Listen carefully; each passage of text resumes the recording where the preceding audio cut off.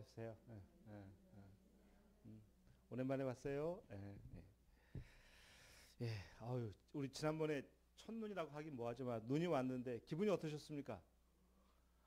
좋았죠. 우리 학원 애들은 막 미치는 거예요. 막 눈 왔다고. 근데 전 속으로 더 미치는 거예요. 제발 눈 좀 오지 마라. 근데 눈이 진짜 크게 오더라고요. 그래서 더 많이 안 오는 게 다행이었는데 그날 집으로 가는데요. 신호등 6개 받고 20m 갔어요. 차가 여기 불로동으로 올라가는 길이 꽉 막혀가지고 못 가는 거예요. 못 가는 거. 그러니까 뭐 직진이 안 되니까 뭐 끼어든 차들이 뭐 못 들어가는 거예요. 그러니까 6개 바뀌어서 이제 가서 골목으로 간신히 집에 갔거든요.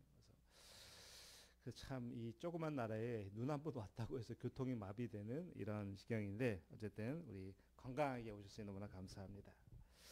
여러분들 그 헬스 다니시잖아요. 저는 해보니까 헬스하고 저하고는 잘 안 맞더라고요.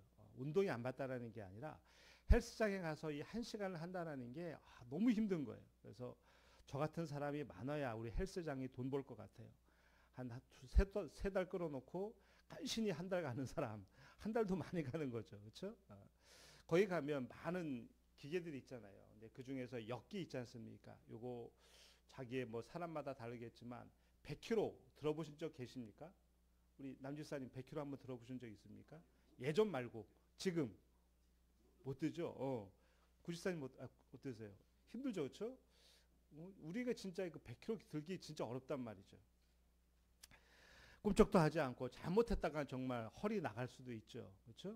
그런데 올림픽 역도 선수가 100kg를 들까요, 못 들까요? 올림픽 역도 선수를 들까요, 못 들까요? 이 사람들에게는 이거는 껌이죠. 그렇죠? 뭐 자기 300kg까지 막 드는 사람들이니까 100kg는 아무것도 아니라는 거죠. 자, 이거를 보면 100kg는 똑같은 100kg 무게인데 그렇죠? 그거를 드는 사람의 근력이 얼마나 크냐, 작으냐, 강하냐, 약하냐에 따라서 들 수 있다, 없다라는 게 우리가 알 수가 있습니다. 지금 우리가 살고 있는 이 세상, 뭐 오늘날의 이 세상 보면 참 힘든 일이 많이 있죠. 월세, 또 뭡니까? 대출이자, 자녀 교육비, 또 노후 준비 등등 삶의 무게가 만만치를 않습니다. 그래서 서점가 베스트셀러라든가 이런 유튜브 영상이나 글들을 보면 다 대부분 무슨 얘기예요? 돈 얘기예요. 돈. 그렇죠? 드라마도 그렇고 영화도 그렇고 어떻게 하면 뭐 10억을 모은다든지 주식과 코인으로 성장하는 법. 유튜브 이렇게 하면 한 달에 몇 천만 원 번다. 그거 저도 혹해가지고 한번 봤어요. 그랬더니 절대 이렇게 해서는 돈 벌 수 없겠더라고요. 그런 글들이 막 올라오는 거예요. 그러니까 조회수가 막 늘어나는 거죠. 세상은 이처럼 우리 귀에 대고 확성기처럼 외칩니다. 돈이 있어야 안전하다. 돈이 있어야 너가 편안하다. 돈 없으면 넌 실패자야. 돈이 너의 유일한 구원자야. 라고 이렇게 우리 귀에다가 외치고 있습니다. 그런데 오늘 본문에서 예수님은 우리에게 전혀 다른 진단을 내리십니다. 삶의 짐이 무거운 게 아니라 믿음의 근력이 작다라는 게 문제다라는 거예요. 저도 목사이기 전에 한 가정의 가장으로서 또 생활인으로서 오늘 이 본문이 결코 쉬운 본문이 아니었어요. 특히 6장 34절 33절 말씀은 제가 생각해 보니까 대학생 때 이 말씀이 제 마음에 확 왔던 말씀이었거든요. 먼저 그의 나라와 그의 의를 구하라. 근데 오늘 전체적인 말씀을 보니까 이 말씀이 우리가 가장 많이 생각하는 물질에 대한 이야기를 하고 있단 말이죠. 그리고 믿음의 이야기를 또 하고 있어요. 그래서 어떤 분들은 이 말씀을 갖고 돈 그거 별거 아니다 이렇게 말하는 분도 있고 또 어떤 분은 너무 믿음을 너무 강조하는 분도 있단 말이죠. 그런데 우리는 성경에서 말씀하시는 이 본문을 따라서 우리의 현실 속에서 어떻게 이 말씀을 우리가 받아들여야 되는지 이걸 우리가 한번 봐야만 합니다. 그래서 이 본문에서 예수님이 말씀하시는 거는 제가 내린 결론은 이거예요. 이 정글 같은 세상에서 예수 믿는 성도들이 이 돈 문제 때문에 노예로 살지 말고 진짜 하나님의 사람으로 당당하게 살아가는 법을 오늘 내 말씀, 내 말을 통해서 들으라 라고 저는 결론을 내렸습니다. 오늘 이 시간 통해서 하나님이 과연 우리에게 어떤 교훈을 주는지, 어떤 해결책을 주는지 보시기 바랍니다. 어제 제가 밤에 카톡으로 보낸 거 다 보셨습니까? 그래서 유튜브에 제가 쇼츠로 올렸어요. 어떠셨습니까? 그거 보신 분들 느낌 어떠셨어요? 저 처음 올렸거든요. 쇼츠 처음 해봤어요. 막막했는데 2주 동안 이제 휴가 보내면서 여러 가지 보다가 했는데요. 저 깜짝 놀랐어요. 이제 올리기 전에 우리 집 애들한테 물어봤어요. 근데 반응이 좋더라고요. 확실히 20대하고 저희 50대는 다르더라고요. 그래서 반응이 좋아서 어쨌든 그거 믿고 딱 올렸어요. 그리고 딱 보니까요. 30초가 안 됐는데도 불구하고 벌써 60명이 그걸 봤더라고요. 올리고 30초가. 그리고 한 10분 지나니까 300 몇 명이 본 거예요. 저는 어떻게 이게 알고리즘이 되는지도 몰라요. 우리가 뭐 조회수가 뭐 많은 구독자가 많지도 않잖아요. 그런데 10분도 안 된 것 같아요. 5분 만에 300명이 본 거예요. 그러다가 오늘 아침에 보니까 지금 500 몇 명 봤더라고요. 그러니까 얼마나 우리나라에 또 전 세계에 이 많은 글들이 올라옵니까? 근데 그 짧은 시간에 500 몇 개를 봤다? 야, 너무너무 신기한 거예요. 그래서 생각한 길을, 야, 이제 매주 설교 예고편을 이렇게 올려야겠다 생각이 들었어요. 그래서 여러분들이 한번 그거를 보시면, 아, 이번 주 우리 목사님이 이런 내용의 설교를 할 거다. 그래서 맛보기예요, 맛보기. 그래서 그걸 한번 보시고, 이게 무슨 말 할 건가? 라고 한번 여러분들이 관심을 가지면 오늘 이 설교가 더 은혜가 될 줄로 생각합니다. 자, 먼저요, 우리 본문이 이 6장 19절로 34절이 우리에게 뭐를 말씀하시는지를 한번 살펴보겠는데요.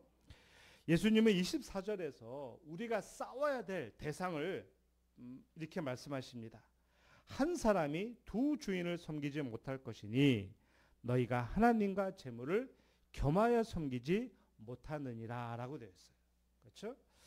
자, 여기서 재물로 이랬죠? 재물이라고 써요. 재물. 이 재물이라는 단어가 헬라어로 맘몬이라고 합니다. 맘몬. 많이 들어봤을 겁니다. 이건 보통 우리가 뭐 돈이다 라고 이제 생각하는데 단순히 그런 의미가 아니라 이 맘몬이라고 하는 이 재물이라는 뜻은 저와 여러분이 믿고 의지하는 것, 나를 지탱해 주는 든든한 백이라는 뜻이에요. 그러니까 단순히 돈보다 더 큰 개념이에요. 그렇죠? 내가 믿고 의지하는 것, 나를 지켜주는 든든한 후원자라는 거죠. 그리고 예수님은 이 재물을 단순한 교환 수단이 아닌 이런 지폐, 동전이 아니라 주인이라고 말했어요. 이 말은 뭐예요? 돈이 인격체다라는 거예요. 살아 움직이는 생명과 같은 존재다라고 이렇게 말씀하셨어요. 맘몬은 우리에게 이렇게 속삭이는 거죠. 나를 믿어라. 내 든든한 후원을 믿어라. 나 없으면 너 이 땅에서 아무것도 아니야. 나를 많이 가져야만 너는 행복해질 수 있어. 야, 목사라도 돈이 있어야 돼.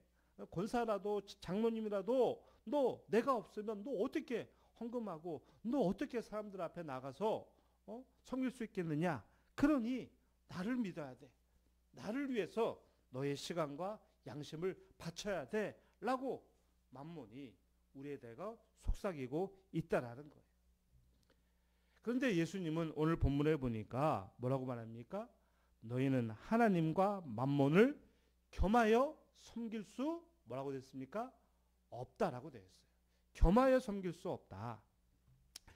우리 한글 성경에는 겸하여 섬긴다라는 말이 있는데요. 원어에는 겸한다라는 말이 없어요.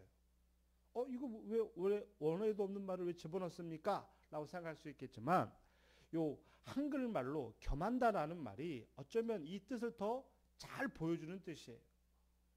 옛날 예수님 당시에는요, 다 노예들이지 않습니까? 노예들이란 말이에요. 노예는 원칙상이 아니라 본질적으로 주인이 두 명일 수 있을까요? 없을까요? 주인은 오직 한 명밖에 없어요. 한 사람의 말만 들어요. 우리 키우는 강아지들도 진돗개 같은 경우도 워낙 충성심이 강한 짐승 아닙니까? 얘기도 주인은 오직 한 사람이에요. 그 사람 말만 듣는단 말이죠. 옛날 노예가 그랬단 말이에요. 마치 우리가 뭐 2잡, 3잡 하듯이 몇 시간은 이쪽에서 일하고 다음 시간 이쪽에서 일하고 이게 그 당시에 노예 개념이 아니에요. 오직 노예는 한 사람만 섬긴다. 그렇죠? 그러니까 겸하여 동시에 할 수는 없다라는 거예요. 즉 섬긴다는 것은 내가 능력이 많아서 섬긴다 이게 아니라 능력의 문제가 아니라 소유권의 개념이라는 거죠. 소유권. 내가 누구에게 속해 있느냐라는 문제예요. 그래서 이 말은 내가 예수님을 하나님을 믿으면서도 하나님의 소유이면서 동시에 돈의 소유일 수는 없다라는 뜻이에요. 그렇죠? 그렇다면 이 말씀은 24절은 우리에게 또 질문하고 있는 거죠. 너희 소유권자는 과연 누구냐? 나 하나님이냐? 돈이냐? 라는 질문이에요. 좀 무거워지죠. 이 질문을 들어보면. 자, 그런데 여기서 예수님은 아주 현실적인 아주 중요한 질문이 하나 우리에게는 생깁니다. 목사님, 그러면 하나님만 섬기라고 한다면 그럼 우리는 직장 가서 돈 안 벌어도 됩니까?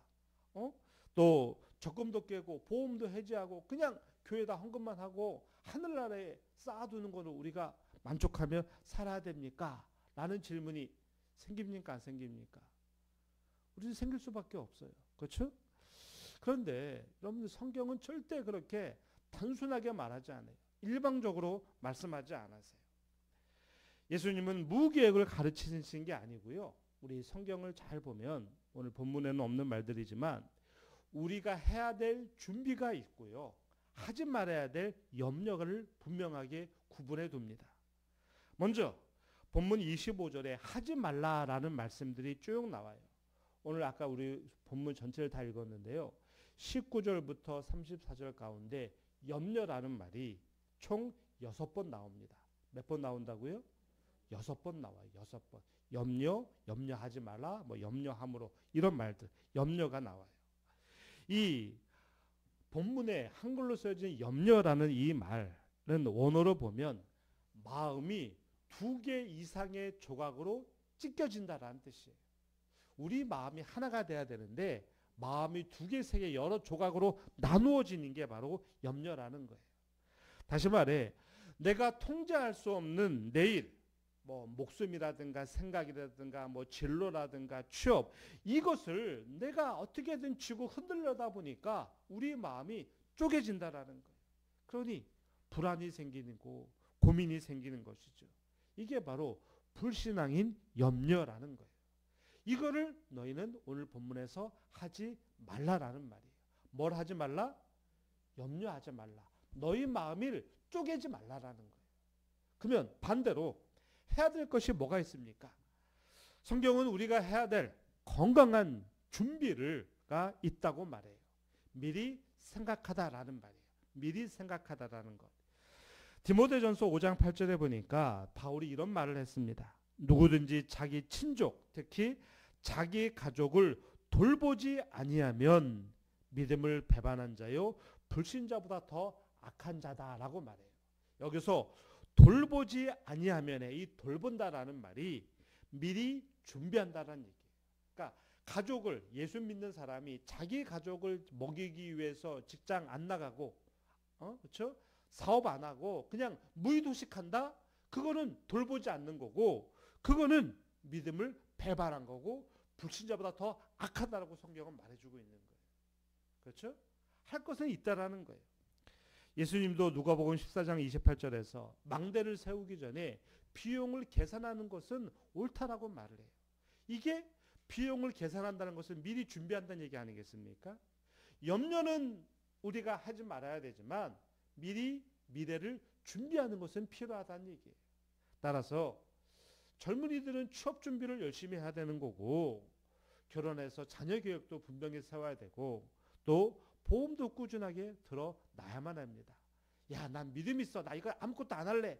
이거는 어쩌보면 믿음이 있다고 말하는 착각 속에 살아갈 수도 있단 말이죠. 그렇죠? 염려는 하지 말되 준비는 하라라는 말이에요. 그래서 가끔 너무 이렇게 일방적인 생각을 하는 분들 가운데는 이런 청지기의 거룩한 준비하는 것, 이거를 죄로 생각하는 분들이 있어요. 보험 드는 건 죄가 아닐까? 하나님이 지켜주시는데 이거 내가 보험 드는 거 이거 죄가 아닌가? 이런 마음 갖는 분들이 있어요. 참 그렇게 어떤 일을 할 때 하나님 중심으로 생각하는 것은 참 너무 아름다운 건데, 그건 참 좋은 건데, 너무 그거는 지나친 나의 생각이라는 거예요. 집 지을 때 비용을 계산하는 거, 내가 없으면 어디서 빌려오는 거, 이게 다 준비라는 거예요. 그렇죠? 절대 그건 틀린 일이 아니라는 겁니다. 그런데 그 준비가 우리들의 마음을 짓누르고, 야, 이 돈이 없으면 나는 큰일 나겠다. 돈 없으면 하나님도 나를 못 지켜줘. 라는 공포로 변질된다면 그때는 우리는 그 준비하는 것도 멈춰야 된다라는 거예요. 그러니까 이 구분이 참 모호할 때가 참 많이 있다라는 거예요. 바로 그 공포로 변질될 때 준비하는 것이 뭐로 바뀌는 순간입니까? 염려로 바뀌는 순간이에요. 준비는 하되 떨지는 마십시오. 왜냐하면 결과는 하나님의 영역에 속하기 때문에 그렇습니다. 자, 그런데 우리에게 힘든 점은 우리는 이거를 알면서도 왜 우리는 자꾸 거룩한 준비가 이 불안한 병적인 염려로 왜 변질되는가라는 것이에요. 예수님은 그 이유를 30절에서 분명하게 말합니다. 우리 한번 30절 말씀을 읽어볼까요? 오늘 있다가 내일 아궁이에 던져질 들풀도 하나님이 이렇게 입히시거든 하물며 너희일까 보냐 믿음이 작은 자들아. 저는 이 말씀을 이번 주에 뭐 한 3주 동안 계속해서 읽다가 전에도 이 말씀이 많이 찔렸지만 특히 이 말씀을 읽다가 너무나 많이 제 가슴을 찔렀어요. 믿음이 작은 자들아. 믿음이 작은 자들아. 예수님의 진단은 충격적입니다. 너희가 땅에 보물을 쌓아두는 이유, 밤새 마음이 찢어지고 염려하는 이유는 돈이 없어서가 아니고 경기가 안 좋아서도 아니고 너희의 믿음이 작기 때문이다라는 말이에요. 믿음이 작다. 여러분들, 믿음이 작다라는 이 말은 우리가 잘못 생각하면 아니 하나님 내가 지금 50년 이상을 예수님 믿어왔는데 내가 열심히 교회에서 충성도 하고 열심히 하나님 앞에 일해왔는데 내 믿음이 작다니요. 아니 내가 더 이상 어떻게 믿음을 더 크게 할 수 있습니까? 우리가 어쩌면 항변할 수도 있는 말씀이에요. 그런데 이 말씀은요. 단순히 예수님이 너 믿음 없어 라고 우리를 이렇게 혼내시는 그런 말투가 아니라는 거예요. 여기서 믿음이 작다라는 이 말은 세 가지 의미가 있어요. 첫째는 따라합시다. 믿음의 사이즈가 작다. 뭐가 작다고요? 사이즈가 작다. 너 믿음 없어 이 말이 아니라 믿음의 사이즈가 아주 작다라는 거예요. 하나님을 믿지만 지금 닥친 거대한 현실적인 돈이나 생존이나 이런 문제 앞에서는 너희의 믿음의 용량이 그거를 감당할 수 있는 그릇이 안 된다라는 거예요. 지금 하늘에서 비가 내리는데 내가 내놓는 이 물그릇이 너무 작으니까 밥 한 공기밖에 못 채울 양이라는 거죠. 물이 필요할 때는 하늘에서 비가 내리면 큰 대야라든가 이걸 대야 참 오랜만에 쓰는 용어인데요. 이걸 갖다 놔야 물을 많이 받을 수 있잖아요. 근데 우리의 믿음의 사이즈가 밥 그릇밖에 안 된다라는 거예요. 그러니 그 많은 하나님의 은혜가 떨어져 나간다라는 거죠. 믿음의 사이즈가 작다라는 거. 두 번째는 믿음의 지속력이 얼마 안 간다라는 거예요. 우리 배터리 핸드폰 많이 쓰는데 보조 배터리 없이 밖에 나가면 어떻습니까? 불안합니까? 또 그래도 여유가 있습니까? 불안하죠. 저는 그렇게 많이 쓸 일이 없어서 그런 걸 못 느끼는데 많이들 불안하다고 하더라고요. 우리 자녀들 보니까 보조 배터리 다들 하나씩 크게 갖고 다니더라고요. 마찬가지로 휴대폰도 많이 쓰면 이게 줄어들어서 뭔가를 이게 부착시킨단 말이죠. 그렇죠? 믿음의 지속력이 짧다. 평소에는 믿음이 있는 척 하는데 위기가 닥치면 금방 방전되어 버리는 조루 배터리 같은 게 바로 현재 우리들의 모습이 아니냐라는 거죠. 예배 시간에는 은혜 받는데 막상 매월 내야 되는 고지서를 받아보는 순간 쿵 하고 올 때가 있지 않습니까? 이게 바로 믿음이 작다.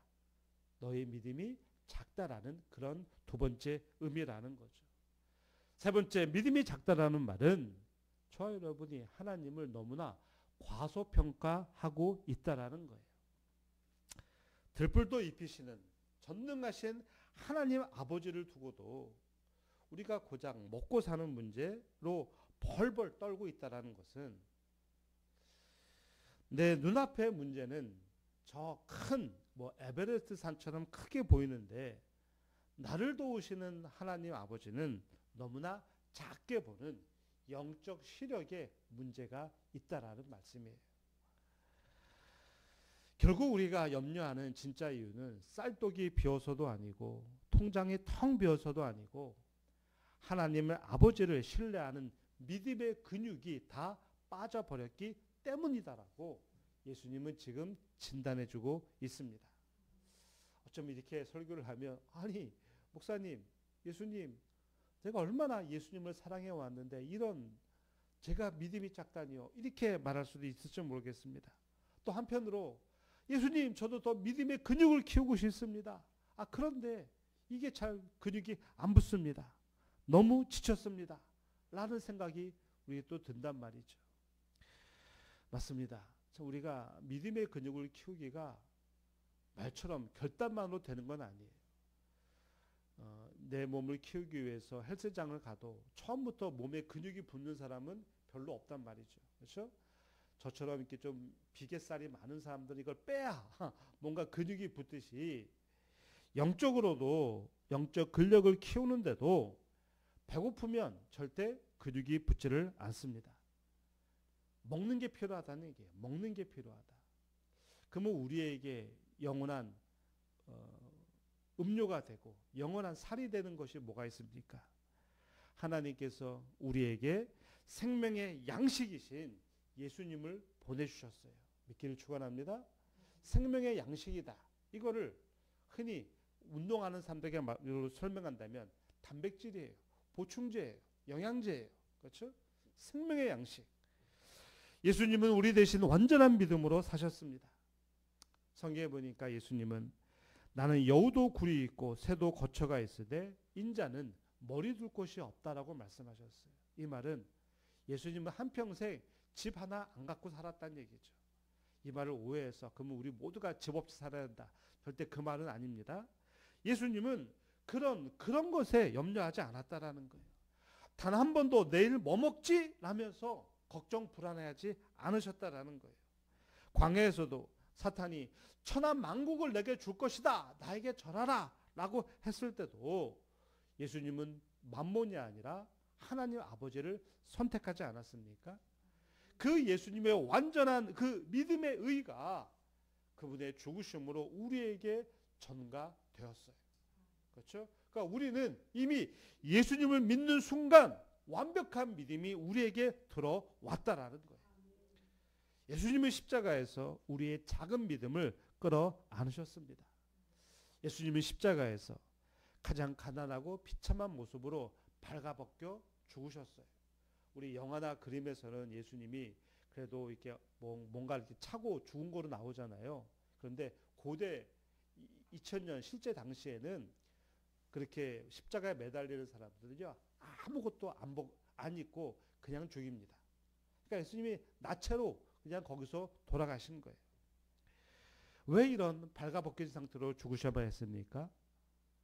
돈을 안전망으로 삼느라 하나님을 버린 우리의 죄값을 위해서 평생 무엇을 먹을까 입을까 염려하는 우리들을 하나님을 작게 여긴 우리의 불신앙의 값을 대신 지고 그분이 돌아가셨다라는 말이에요.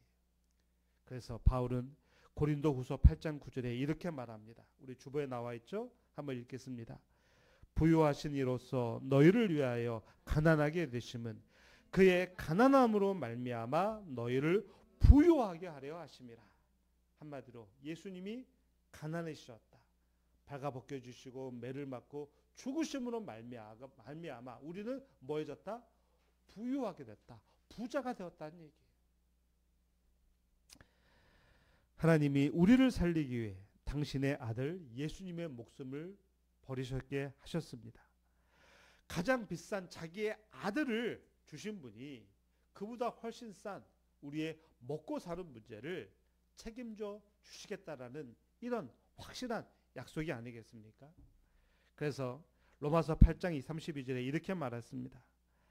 자기 아들을 아끼지 아니하시고 우리 모든 사람을 위하여 내주신 이가 어찌 그 아들과 함께 모든 것을 우리에게 주시지 아니하겠느냐라고 되어 있어요.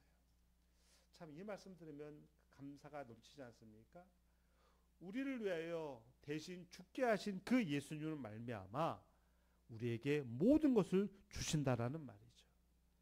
그래서 우리가 염려하지 않을 수 있는 진짜 근거는 내 통장이 잔고도 아니고 건강검진 결과도 아니고 내 자녀가 좋은 성적을 받아서 좋은 데 간다 이게 아니라 나를 위해 아들까지 내주신 하나님의 사랑이 너무도 크고 확실하기 때문인 줄 믿기를 축원합니다. 왜 염려하지 않느냐? 한마디로 예수님이 나를 사랑하신다는 얘기예요. 그 하나님의 사랑에 끝이 없다라는 거죠. 이 십자가 사랑을 든든히 우리가 먹었다고 한다면 이제 우리의 믿음의 근력을 키워야 되는 거죠. 그러니까 전제 조건이 있어요. 믿음의 근력을 키우기 위해서는 잘 먹어야 된다는 얘기예요. 이게 바로 뭐예요? 예수님 십자가 죽으심 아멘으로 받아들여야 된다라는 거예요. 이거 없이 딴 거 하면 안 된다라는 거죠. 믿어야 된다는 거, 먹어야 된단 말이죠. 그리고 세 가지가 필요합니다. 첫 번째가 어떤 운동이 필요하느냐? 시력 강화 운동. 이렇게 제목을 정하였는데 눈을 뭐 잘 보이게 위해서 영양제 먹는다 그런 의미가 아니고요. 26절 28절에 보니까 공중의 새와 들의 꽃을 바라보라라고 되어 있어요. 그렇죠? 예수님은 염려하는 자에게 공중의 새를 보라. 들의 백합화가 어떻게 자라는가 생각하여 보라라고 말했어요. 보라라는 말이에요. 보라. 이거는 한가하게 꽃놀이 하면서 저 꽃 향기 맡아보고 저 날아가는 새 바라보라 그런 의미가 아니에요. 한마디로 말로 치열하게 성경적인 묵상을 한번 해보라는 말이에요. 성경에 보니까 새들은 창고에 저축하지 않는다라고 그랬어요. 창고에 모아 들이지도 않는다고 그랬어요. 그렇죠? 그런데도 저 새들은 안 굶어 죽는다라는 거예요. 왜 그렇습니까? 하늘 아버지가 먹이신다라는 말이에요. 백합화, 길상, 노동을 안 해도 아름다운 다라는 거죠. 솔로몬의 꽃보다 아름답다라고 그랬어요. 왜 그렇습니까? 창조주가 입혀주신다라는 말이에요. 참 20대도 그렇고 곳곳에서 제가 이 말씀을 읽을 때마다 참 새도 입히시고 저 들꽃도 안전하게 지키시는 하나님이 내 아버지다. 참 이게 은혜가 되는데 막상 저와 여러분들도 이 말씀 은혜가 되는데 그 은혜의 말씀과 내 통장의 잔고를 보면 이게 비교 매치가 되면서 우리의 마음에 기쁨보다는 불안이 올 때가 있습니까? 없습니까? 불안이 와요. 그런데 염려가 몰려올 때 우리는 자꾸 문제만 확대해서 본다는 것이죠. 그러지 말고 통장을 덮고 창밖의 새를 바라보고 길가에 핀 꽃을 보십시오. 그리고 예수님의 그 논리대로 이렇게 한번 물으십시오. 하나님은 저 하찮은 새도 먹이신다. 하나님은 저 예쁜 꽃도 지켜주신다. 그러면 나도 하나님이 먹이시고 입히시지 않겠느냐. 눈을 들어 산을 보라. 너의 도움이 어디서 오느냐. 천지를 지으신 여호와께로다. 이 말씀 있지 않습니까? 그러니까 우리의 시력을 어디다 고정해라? 하나님께 두라라는 말이에요. 문제 앞에만 두지 말고 하나님을 바라보라라는 거예요. 도대체 어떤 운동을 해야 됩니까? 정체성 훈련을 해야 됩니다. 무슨 말이냐면 32절 쭉 말씀해 보니까 이방인 얘기가 나와요. 이는 다 이방인이 하는 것이요 라고 되어 있어요. 이방인. 근데 저와 여러분들은 성경에 보니까 하나님을 아버지라고 부르잖아요. 그렇죠? 이는 다 이방인들이 구하는 것이라. 너희 하늘 아버지께서 이 모든 것이 너에게 있어야 할 줄을 아시느니라. 염려는 내가 하나님의 자녀라는 사실을 잊어버리고 마치 돌봐줄 아버지가 없는 고아, 이방인이라고 착각할 때 생긴다라는 거예요. 예수님의 논리가. 이방인은 아버지가 없으니까 내 스스로 뭔가를 해야 돼요. 그래야 내가 먹고 살 수가 있어요. 하나님이 그들은 안 계신다고 믿는 사람들이니까. 하지만 우리에게 그 어떤 부자보다도 크고 위대하신 하나님 아버지가 계시지 않습니까? 더 놀라운 것은 하나님께서는 이 모든 것이 너에게 있어야 할 줄을 아신다라고 했어요. 이 모든 것은 이방인들이 구하는 먹는 문제예요. 성공하는 문제예요. 잘 되는 문제예요. 근데 그것도 하나님이 우리에게 있는 줄을 아신다라고 그랬어요. 이게 안다라는 말은 단순히 나 머리로 알고 있어 이런 의미가 아니라 완전히 파악하고 있다라는 얘기예요. 너 이번에 얼마가 필요하지? 나 알고 있다라는 얘기예요. 너 누군가가 사람이 필요하지? 알고 있다라는 얘기예요. 우리가 기도하기 전에도 하나님은 이미 다 알고 있다라는 거예요. 불안이 엄습할 때 거울을 보고 한번 이렇게 선포해 보십시오. 나는 고아가 아니다. 나는 외톨이가 아니다. 나는 혼자 맨 땅에 헤딩하는 존재가 아니다. 나에게는 내 필요를 채워주시고 내가 알기도 전에 내가 모르는 것까지도 다 알고 계시고 돌봐주시는 하나님 아버지가 있다. 돈 문제가 생겼을 때 은행 대출을 먼저 알아보지 말고 하나님을 아빠 아버지라고 부르는 기도가 우리에게는 필요하다라는 거예요. 만몬 앞에서 고아처럼 떨지 말고 하나님 내게 이것이 지금 부족합니다. 내게 이게 있어야 됩니다라고 정말 눈물 짓는 기도의 외침이 우리에게는 필요하다라는 거예요. 첫 번째 시력 강화. 하늘에 하나님을 바라보라고 했습니다. 두 번째는 뭐였습니까? 나의 정체성. 나는 하나님의 아들이다. 이거 믿으라고 했어요. 세 번째 뭡니까? 순서 훈련. 33절에 먼저라고 했어요. 먼저. 믿음이 작은 사람은, 믿음이 옅은 사람은요. 일단 먹고 사는 문제 해결이 급선무입니다. 그렇지 않습니까? 이거 해결돼야 그 다음에 예수님 믿어볼게요. 그 다음에 내가 교회 다닐게요. 이런 생각을 합니다. 그렇지만 참된 믿음의 사람은 순서를 바로잡아요. 너희는 먼저 그의 나라와 그의 의를 구하라. 예수님이 우리의 아픔을 모르셔서 이런 말 하시지는 않으셨을 거예요. 저도 참 돈에 많이 시달려 보고 참 많이 울어본 사람인데요. 예수님이 우리의 아픔을 몰라서 이런 말씀 하시지는 절대 않으셨을 거예요. 안다. 너에게 지금 뭐가 필요한지 다 안다. 그런데 그게 먼저가 아니라는 거예요. 이번 한 주간 가장 바쁜 시간에 가장 돈이 급한 시간에 억지로라도 순서를 바꿔서 내가 지금 돈이 급하지만 그래도 예배가 먼저다. 내 코가 석자지만 그래도 먼저 은혜 받은 자로서 이웃을 돌보는 게 먼저다. 이런 먼저의 자리에 하나님을 우선으로 모셔버리기 바랍니다. 그리하면 뭐라고 됐습니까? 그리하면 나머지 이 모든 것을 하나님이 입혀 주신다라는 거예요. 그 기적을 우리는 경험하게 된다라는 거예요. 우리의 삶을 힘들게 하는 것은 비싼 월세도 치솟는 물가도 아닙니다. 표면적으로는 그게 맞아요. 그렇지만 진짜 문제는 그 상황 앞에서 하나님을 아주 작게 보고 어쩌면 하찮게 여기면서 나를 고아처럼 여기는 우리의 작은 믿음 때문이다라는 거예요. 그러니까 결국은 이 땅에 있는 모든 문제는 신앙의 문제예요. 믿음의 문제예요. 너 이거 왜 교회 안 나오냐? 이런 믿음을 말하는 게 아니라 너가 진짜 급할 때 누구를 찾느냐라는 거예요. 너 급할 때 뭐를 바라보냐라는 거예요. 참 우리나라에도 이 교회도 참 많이 있지만 이 무당 점집이 얼마나 많이 있습니까? 오늘도 어젠가요 제가 원마트 오늘 아침에 어머니 모시고 이렇게 오는데요. 그 원마트 그 앞에 이렇게 앞에 뭐가 딱 붙어 있어요. 보니까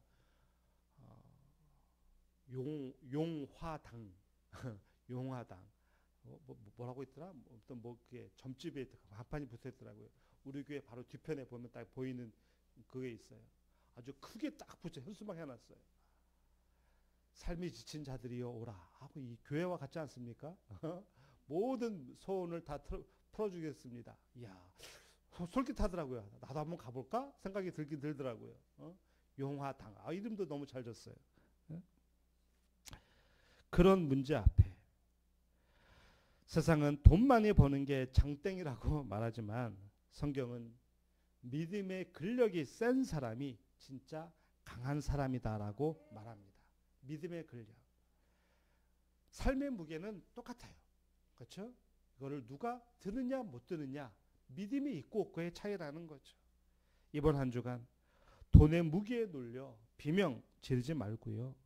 삶의 무게를 줄이려고 발버둥 치지 말고, 무게는 줄어들지 않고 있지 않습니까? 대신에 나를 위해 가난해지신 예수님의 사랑을 든든히 먹고 십자가를 아멘으로 받아들이고 그 무게를 들어 올릴 수 있는 믿음의 근력 운동을 시작해 보라는 겁니다. 여기서 한 가지의 단점이라 할까요? 한 가지의 우리의 고통스러운 것은 하루 이틀 이 운동한다고 절대 근육이 안 붙는다라는 거예요.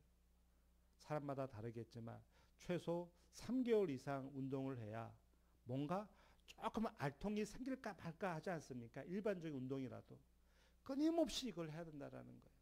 한 곱이 넘으면 더 큰 문제가 우리 앞에 다가와요. 그것까지 넘으면 생각지도 못했던 문제가 또 어디선가 막 교통사고로 막 들어온단 말이죠. 그럴 때도 근력 운동을 해야 된다라는 거예요. 지나가는 새를 보면서 하물며 나일까 보냐, 이거 외쳐야 되고요. 불안할 때마다 하나님 아시죠? 하나님은 나의 아버지십니다. 이거 선포해야 되는 거고요. 과감하게 하나님을 첫 번째 자리에 놔야 된다라는 사실이에요. 우리의 믿음이 자라나는 만큼 염려는 줄어들고 작아지게 됩니다. 100kg 역기를 들어 올리는 것은 역기가 가벼워서가 아니라 내가 강해졌기 때문이에요. 마찬가지로 우리의 염려를 이기는 것은 문제가 사라진 것이 아니라 저와 여러분이 그리스도 안에서 강해졌기 때문인 줄 믿기를 축원합니다. 중요합니다. 예수님 안에서 강해져야 되는 거예요. 내가 누군가를 데리고 와서 어떤 걸 많이 빌려와서 강해지는 게 절대 아니에요. 예수님 안에서 믿음이 커져야 돼요. 십자가에서 우리를 위해 가난해지신 예수님의 사랑을 먹고서 우리가 그렇게 꿈꾸는 믿음의 거인들로 자라가시는 여러분들이 되시기를 축원합니다.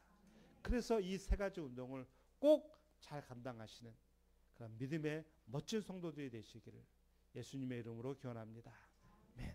기도드리겠습니다. 오늘 말씀을 기억하면서 하나님, 우리가 진짜 믿음이 작은 것이 문제라는 이 말씀을 기억하고 하나님을 작게 보고 우리의 시선이 잘못되어지고 믿음의 지속력이 짧았던 것, 이거를 우리 회개하고 하나님, 나는 하나님의 자녀다라는 것을 굳게 믿고